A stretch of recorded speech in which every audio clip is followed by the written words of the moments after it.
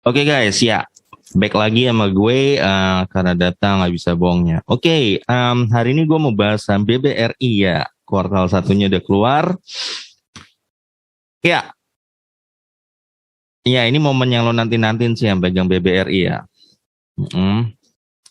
Ini turun tapi hari ini turun tapi dia udah mulai cetak rekor all high time-nya ya. Kalau lo ngincer sebuah saham yang nggak banyak drama, tuh naik turun gitu-gitu ya, kayak apa tuh sekarang yang banyak ditanyain ke gue, JPFA gitu kan, tuh yang lain kenapa sih turun gini-gini ya. Kalau lo emang tipikalnya nggak kuat lihat-lihat kayak drama begitu, gue saranin lo pilihlah sektor perbankan ya. 4 bank ini, BRI, BCA, Mandiri, dan BNI yang terbukti naik terus, nggak banyak drama. Ini turun juga cuma karena corona, selang berapa bulan naik lagi dan cenderung makin naik ya. Kenaikan pasti per tahun antara 10-12% dengan dividen rata-rata 3%, 2%, atau bahkan 4%. Ya lu pilihlah sektor perbankan, 4 bank besar ini lah. Kalau lu nggak mau terlalu banyak drama, yang paling aman ya. Ya kalau yang lain ya dramanya lumayan banyak gitu. Oke, sekarang gue mau bahas saham BBRI ya, kuartal 1. Gue udah lihat BCA kuartal 1, BNI juga, BNI nanti gue upload abis ini. BRI, gue udah lihat kuartal 1-nya keluar. BMRI doang yang belum nih. Ya. Dari ini yang gue lihat kenaikannya paling gila di kuartal 1-nya memang BRI ya. Jadi ini kabar gembira banget nih buat lo nih yang pegang BRI nih. Bener-bener gila sih gue bilangnya. Ya, kuartal 1 2022 ini. Oke, bahas aja. 2019 192 triliun. 2020 ya 177 triliun ya, minus 79%. Karena ini corona. Ya, we can understand about that. 2021 naik 8,10%, 191 triliun. Dan sekarang tahu-tahu naik 272 triliun ya, naik 42% guys ya. 42%. Ya gila banget nih berarti naiknya guys ya. Ini apa sih? Ini kayak gue. Oke, 42%, berarti kenaikan rata-rata itu BRI ekuitas adalah 14% ya. Nah, berarti ini yang paling gila. Ya, gue udah lihat BNI kuartal 1 dan BCA. Mandiri belum keluar. Kalau gue bandingin dari 3 bank itu ya, BCA, BRI, Mandiri, yang paling gila ekuitas naik ini BRI. 22%. BRI ya. Kalau ekuitas ini naik ya artinya nanti book value naik guys. Nilai saham lo book value-nya naik ya, otomatis harga saham lo akan melonjak. Lonjaknya lo udah bisa prediksi lah. Bisa ke arah 40% book value-nya, melonjaknya gitu loh. Ya. Otomatis harga saham lo nanti cenderung masih naik. Nah kayak gitu guys ya. Jumlah saham beredar itu sekarang 150 miliar. Oke. Book value waktu itu 1.200, 1.100 turun, 1.200, dan ini 1.800. Ini book value terbesar ya. Saat ini di kuartal 1. Dengan kenaikan rata-rata 14%, maka gue kalau pakai CAGR kalkulator, maka gue dapat per bulan tuh naiknya BRI book value-nya 1,1% guys ya. Maka gini loh. Ini karena kenaikan rata 14%, ini kali ini maka gue dapat angka ini 2070 ya. Jadi di kuartal 1 2023 kira-kira book value BRI akan di angka segini. Nah, tapi sekarang gue pengen tahu nih, book value dia di kuartal 2 nih, April sampai Juni berapa sih BRI? Ya. Berarti gampang aja, ini lu CAGR kalkulator sama ini lu bagi 12 bulan, maka per bulan naiknya 1,1%. Karena lo dapat 1,1% kenaikan book value, maka lo kali 3 aja, 3 kali ini, hasilnya lo kali lagi, maka lo dapat book value dia di 2022 sampai bulan Juni kira-kira 1.869 book value-nya BRI. Ya, meningkat ya. Kira-kira. Harga rata-rata saham saat itu 3.700, lalu ke 4.126 naik 11%, 4.400 naik 6%, dan kuartal 1 2002 4.433 naik 0,61% ya. Ya. Berarti kenaikan rata-rata BRI itu per tahun value-nya 6%. Ya. Dan per bulan rata-rata naik 0,5% harga sahamnya kira-kira nih. Ya. PBV gue dapat 2,89, 3,4 nih di 2020, 2021 3,45 gede banget, dan sekarang cenderung agak turun 2022 2,44. Dengan rata-rata PBV 3,07 ya. Nah, gue proyeksikan harganya, gue pakai PBV 3,07 ya guys, karena ini rata-rata. Dalam 4 tahun terakhir BRI dihargain 3,07 rata-ratanya ya. Maka kalau gue kaliin dengan book value yang tadi gue dapat 1.869, maka berpotensi di bulan April sampai Juni ini, wait. Mana sih? Ya, BRI bisa tembus sih sampai ke arah 5.737 ya. Berpotensi loh guys ya, 5.700. Kalau PBV-nya 3.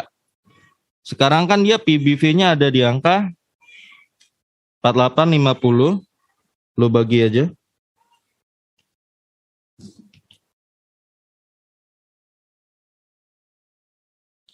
Book value-nya 1869. Ya, sekarang PBV di angka 2,5 guys ya. Nih, sekarang dia ada di angka 2,59. Ya. Punya potensi sih naik ke arah 3 ya, kalau 3. Ya, punya potensi arah naik ke 3 ke sini. 3, dan gua rasa untuk bank belum terlalu mahal lah untuk 3 normal. BCA aja hampir 4, sekarang 4,88 loh. Ya. Jadi dari PBV ini yang kita dapat nih sekarang nih, ini lihat BCA waktu itu populer gini sempat turun 2022, tapi ini mulai naik lagi guys ya. Jadi potensi untuk PBV sampai 2,7 pun sangat mungkin. Angka ini kan gue dapat kalau PBV rata-rata 3. Kalau waktu itu dia dihargain seperti di 2020 atau 2021 ya, di PBV segitu ya. Ada potensi tembus ke sini 5737 PBRI ya. Karena tadi ekuitasnya gede banget naiknya guys. Lu lihat sendiri ya, naik 40%. Paling gila tentu. Laba. Yang gue bahas laba. 8,1 triliun. Terus naik 8,162 triliun minus 0,02%. 2021 6,8 triliun turun 16%. Nah, kuartal 1 2002 ini yang gila guys ya. 12 triliun naik 78%. Guys, kalau dia biasa udah naik sampai kayak gini ya, ini PBV akan ningkat cepet-cepet ya. Ningkat, PBV-nya ningkatnya cepat dan orang berani bayar mahal biasanya. Tembus lah. Tadi kan 2,5-an kan. Tembus, itu bisa tembus ke arah 2,7, 2,8. Bukan nggak mungkin ke arah 3. Ya guys. Ke arah 3 berarti nanti akan 2,8 aja mungkin tembus ke arah 5.000 harganya ya. Kalau makin gede lagi sih bisa tembus ke tadi. Ke angka 5.700 itu. Sangat mungkin ya. ROE waktu 4%. Ini ROE harus kali 4 ya guys ya. Karena kan ini kuartal 1 loss kali 4. Jadi kira-kira ini 16%, 12%, 12%. Ini 16% nih. Ini ROE yang lumayan besar, hampir menyamai ROE dia di 2020 nih. Ya. Ya, secara ROE ya. Lalu EPS ya. Ini EPS 54. Ini kuartal 1 udah dapat 54, 54, 45. Dan ini dia EPS terbesar selama 4 tahun nih guys ya. Udah dapat angka 81 dia. Lu kali 4 aja dia punya potensi EPS ke arah 320. Nah, lu bisa bayangin dah tuh. Nanti dividennya lu udah bisa lihat ini pasti dividennya lebih besar pasti dari 2021. Ini udah kelihatan banget nih 81 di dividen cadangan nih, lu kali 4 aja. Ya. Nah, ini guys ya yang gue bilang, kita fundamentalis tuh beda sama orang-orang trader yang pakai analisa teknikal. Kalau kebanyakan gue lihat ya trader itu teknikal mengira semua saham tuh dikuasain bandar gitu. Kalau resisten tembus, berarti bandar yang memutuskan itu tembus. Ya, nggak begitu guys ya, gue bilang. Kita fundamental sering ngelihatnya begini. Ini contoh, fundamental nih kenapa resisten tembus ya. Buat teman-teman juga yang trader. Kita yang fundamental, ketika kita ngelihat laporan keuangan nih, PS-nya aja udah begini, kita lihat langsung, wah berarti nih BRI bakal meledak nih. Ya nggak? Dividennya bakal gede. Nah, pas hari perdagangan, lo lihat orang-orang fundamental ini, pas di hari perdagangan, dia akan borong. BRI itu akan terus, dia akan berani bayar berapa harga. Harga berapa aja ya, nggak hanya BRI ya. Saham-saham lain yang dilihat fundamentalnya bagus, dilihat sama orang-orang fundamental. Ya bayar berapa aja hari itu. Ya. Sampai tembus lah harganya naik, sampai lembus resistennya. Di situ guys, ketika dia dilihat keluar keuangan terbaru. Itu yang menyebabkan ya guys. Jadi, maksudnya gini, enggak semua saham di bursa efek itu dikuasai bandar gitu, enggak. Ya enggak. Memang kalau saham bandar itu ya gue perhatiin ya, dia hanya mainnya di saham-saham yang benar-benar sebenarnya jelek gitu loh. Sebenarnya fundamentalnya jelek, yang gampang digoreng juga gitu loh. Jadi dia kebanyakan bandar ada di situ. Ya. Dia jarang mau main di sini-sini nih, kayak yang begini-begini. Meskipun mungkin ya ada mungkin pemodal asing yang ya dana dari asing atau yang dibandar dari luar masuk untuk take profit sementara gitulah ya, harganya jadi jatuh dikit sebentar. Tapi gini, kalau kita pegang di saham-saham yang kuat kayak BRI ini ya, itu sebentar balik lagi kok harganya. Ya, jadi ingat ya guys, harga saham selalu berbanding lurus dengan fundamental ya, nggak mungkin enggak. Ya, nggak mungkin enggak. Dulu bank digital kan dulu, gue udah berapa bulan lalu ya, gue udah bilang bank digital tuh bakal roboh, nggak make sense, PBV-nya puluhan kali. Ya tapi kan kalau kita ngomong berapa bulan lalu kan diejek-ejek aja, ya nggak, diejek-ejek aja. Yang fundamental nggak penting, yang penting naik. Ya sekarang PBV puluhan kali itu mau tahan berapa lama pasti roboh, nggak mungkin enggak. Ya bener kan, sekarang bank digital udah mulai roboh. Kasian yang nyangkut di atas itu. Ya kenapa bank digital itu bisa naik puluhan kali itu? Ya ada yang ngegoreng, ada oknumnya di sana. Kita nggak tahu siapa. Ya ada yang oknumnya. Jadi nggak mungkin perusahaan dengan fundamental jelek harganya naik tanpa digoreng bandar, nggak mungkin. Dan biasanya kalau ciri goreng bandar itu dia nggak akan tahan lama. Karena saham itu akan kembali lagi ke fundamentalnya. Kalau dia jelek fundamentalnya, dia akan kembali lagi ke fundamentalnya. Pasti guys, pasti. Nggak mungkin nggak. Ya, nggak mungkin nggak. Nah IPS-nya lu udah lihat udah segini ya guys ya. Paling gila nih. Jadi ini IPS BRI yang paling gila. Kuartal 1 4 tahun terakhir ini yang paling gila ya. Jadi lu udah bisa tebak lah arah BRI nih naiknya. Bakal ke arah mana. Ini dividen yang pernah dibagi ya. Gua sengaja taruh dividen biar kita tahu nih perusahaan bagi dividen atau enggak ya.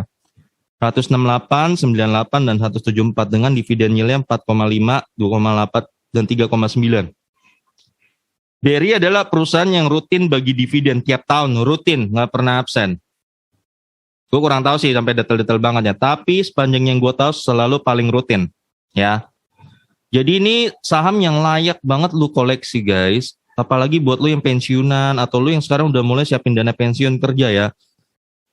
Lu mau saham yang nggak banyak drama, maaf ya drama kan kayak gini. Ini banyak banget yang nanya gue nih, nanti gue bikinin khusus deh JPFA.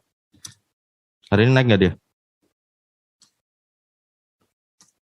Sebenarnya dia fundamental bagus nih, cuma kan orang jadi nanya-nanya mulu gitu. Nah ini lo lihat kan banyak drama. turun naik. Ini sekarang gue lagi ditanya-tanya lagi gimana nih. JPFA tuh fundamentalnya bagus ya, harusnya lo nggak panik, dia lagi pulih nih ya JPFA. Nanti dia akan naik lagi. Jadi tapi kan orang udah panik di sini nih. Nah tapi emang saham ini banyak dramanya gitu loh. Bukan hanya JPFA, yang lainnya, yang modelnya begini-begini nih. Nah, lu kalau yang modelnya tipenya lu mau pensiunan, lu mau dia siapin dana pensiun, dan lu nggak mau banyak drama gitu guys, yang kayak gini-gini, udah deh, lu pilih aja di sektor perbankan itu deh, yang tadi lu lihat BBRI grafiknya. Ya, lu lihat sendiri tuh, selalu naik, nggak banyak drama guys ya. Naik jelas, konsisten, naik, jelas. Ya, termasuk BCA dan Mandiri BNI. Nggak banyak drama. Nah, jadi kalau lu emang tipe seorang pensiunan, sekarang lagi pensiun, mau bingung tuh itu taruh mana gitu loh ya. Atau mungkin lu lagi kerja nih, karyawan atau apapun ya. Lu mau nyiapin dana pensiun, udah. Kalau lu emang nggak mau banyak drama, lu masukinnya di perbankan 4 itu udah. Ya. Yang lain sektornya, kalau sektor-sektor lain, banyak dramanya. Ya, kurang cocok bagi lu yang malas mantau juga gitu loh ya. Ya, kalau ini memang ya memang sih kita sering lihat laporan keuangannya, tapi resikonya kecil kelihatan. Terbukti waktu corona hancur aja nih, dia pulih lagi, berhasil lewatin corona. Berarti sektor perbankan terbukti kuat. Ya, melewati pandemi atau krisis seperti ini, terbukti kuat dan kembali lagi. Nah, itu guys ya. Terus DPR ini gue nggak bisa ngitung ya, karena ini masih kuartal 1, jadi datanya ini pasti salah, harus dibagi 4 semua. TER-nya ini lo harus kali 4 ya, berarti 1 kali 4%, 1,8 kali 4, hampir 6% ya. Ya, TER-nya BRI nggak bisa dibilang jelek, nggak bisa dibilang bagus juga, sedang. Ya, PR segitu, 6%-an. Ya karena PBV-nya udah mulai tinggi di atas 2, wajar guys. Jadi PBV makin tinggi, PR-nya pasti makin jelek. Makanya gue tuh selalu ngomong guys, Bank Digital kan PBV-nya 20 kali. Ya, PR-nya pasti jelek. Udah PR-nya jelek, nanti dia mau bagi dividen lo berapa? Lo dapat berapa puluhan kali itu? Gue mau lihat. Gitu loh. Nanti ketika tahu bahwa dividennya jelek, ya sendirinya roboh berjemaah harganya gitu loh. Itu cuma logika dasar. Ya. Kalau lu lihat kayak apa tuh, BBYB, Harto, Bang Jago ya, terus Agro, PBV-nya bisa sampai 20, ada yang 30, 40, buset dah. Gue mau lihat lo dapat PR-nya berapa. Ini BRI aja yang baru PBV 2,5-an, PR-nya aja udah di angka 6%, nggak sedang, nggak bagus, nggak jelek. Apalagi lo PBV 3, PBV 4, lo PR lo di angka berapa? Kalau lo PR lo kecil, lo mau bagi dividen itu berapa? Gitu loh. Makin kecil lagi, sendirinya akan roboh, guys. Sendirinya akan roboh, kayak gitu. Hari ini apa tuh yang PBV gede-gede nih? Gue kasih tahu, ADMR, lo hati-hati. Itu kan terkoreksi tuh. Memang, mungkin dia niat jadi perusahaan, oke. Tapi itu PBV-nya terlalu besar, nanti akan terkoreksi dia ke harga wajarnya. Jadi hati-hati aja. Tapi kenapa bisa naik bang? Kan kayak gitu ya. Kenapa bisa naik bro? Ya enggak. Ya kan ada bandarnya. Pasti kan itu lagi di situ lagi mantau dia. Tapi ada waktunya dia akan take profit di sana guys. Nggak tahu kapan. Lu nggak bisa deh ngintip isi kepala bandar. Lu nggak bisa memahami kapan dia mau banting, kapan dia enggak gitu guys ya. Oke guys. Jadi kesimpulannya, BRI ini lagi gila tahun ini guys. Siap-siap ngamuk guys ya. Di kuartal ini ekuitas naik gila. Dan ini labanya yang terbesar guys ya, dengan EPS terbesar ya. Jadi bisa dipastikan lah ini harganya bakal naik terus ini ya, bakal ngamuk ya. Dan kalau dia kinerjanya terus bagus kuartal 2, 3, 4 ya tembus lah 5.000 lebih, 5.700 itu bisa tembus guys ya. Oke guys, sampai sini aja guys. Oke, sampai ketemu lagi video gue berikutnya, karena data nggak bisa bohong.